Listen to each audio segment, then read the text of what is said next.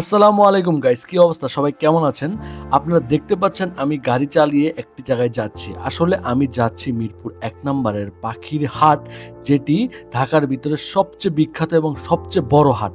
এখন আমি চলে এসেছি প্রায় কাছাকাছি পাখির হাটে। আমি গাড়িটি পার্কিং করলাম এবং লক করে আমি যাচ্ছি সামনের দিকে এগিয়ে পাখির হাটে। দেখতে পাচ্ছেন অনেক কবুতর।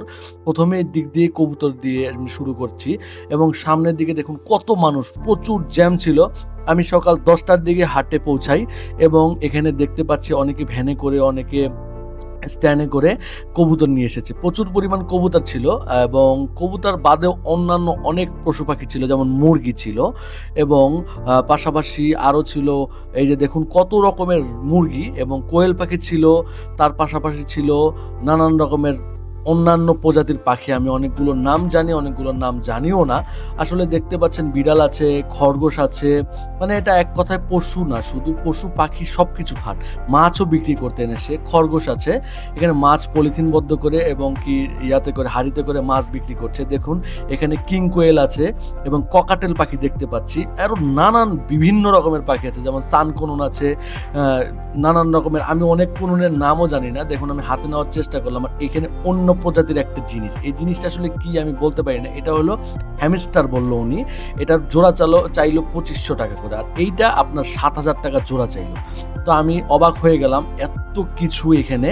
আর মানুষজন আসলে অনেক মানুষের ভিড় ১ নম্বরের হাটটিতে। দেখতে পাচ্ছেন একজন একটি কুকুর নিয়ে হাঁটছিল, তো আমি একটুখানি ভিডিও করলাম। কুকুরটি অনেক সুন্দর এবং কিউট ছিল। এই পাখিটি দেখতে পাচ্ছেন কত সুন্দর। মানে এগুলো আসলে আমার কাছে এই পাখিটি খুবই ভালো লেগেছে। এর জন্য আমি স্লো মো করে দিয়েছি। দেখুন আস্তে আস্তে পাখিটিকে দেখাচ্ছি। এত সুন্দর আর এত কিউট। আমি আমার লাইফে যদি একবার কখনো সামর্থ্য হয় অবশ্যই এই পাখিটি কিনবো। এর জন্য আমি স্লো মো করে আপনাদের দেখালাম পাখিটি কত কিউট। এছাড়াও আরও অনেক কিউট কিউট পাখি উঠেছে, অনেক সুন্দর সুন্দর। দেখুন ককাটেলটি একদম টেম করা, হাতে নিয়ে ঘুরছে, অনেকে হাতে নিয়ে ঘুরছে, অনেকে কাঁধে নিয়ে ঘুরছে। অনেক পাখি অনেকে হাতের উপরে উড়িয়ে নিয়ে ঘুরছে। দেখুন এত বড় একটা পাখি। এই পাখিটা আমার কাছে অনেক কিউট লেগেছে, অনেক দামি পাখি এটি। এইখানে দেখতে পাচ্ছেন একটি আপু তার হাতের থেকে পাখি নামানোর চেষ্টা করছে, সে উপরের দিকে উঠে যাচ্ছে আর একটি পাখি দেখাচ্ছে। দেখুন অনেক রকমের পাখি আছে, এটাকে বলে সানকোনন আমি যতটুকু জানি। আরও অনেক কোননের নাম আছে, আমি এগুলো আসলে অতটা জানি না। আমার পাখি পশু অনেক ভালো লাগে, দ্যাটস ওয়াই আমি হাটে হাটে ঘুরি, মাঝে মাঝে ব্লগ করি এগুলো নিয়ে।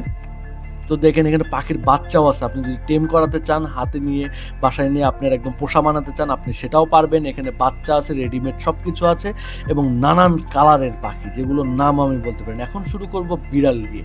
বিড়ালের জন্য এখানে আলাদাভাবে একটি হাটই সাজানো আছে। দেখুন কত রকমের বিড়াল, দেশি বিড়াল, বিদেশি বিড়াল, পার্সিয়ান, রাশিয়ান, ইন্ডাস্ট্রিয়ান, যাই হোক আমি অনেক কিছুর নাম বলতে পারি না। এই বিড়াল, এই কুকুরও আছে এখানে। দেখেন কত সুন্দর সুন্দর কিউট কিউট কুকুরের বাচ্চাগুলো।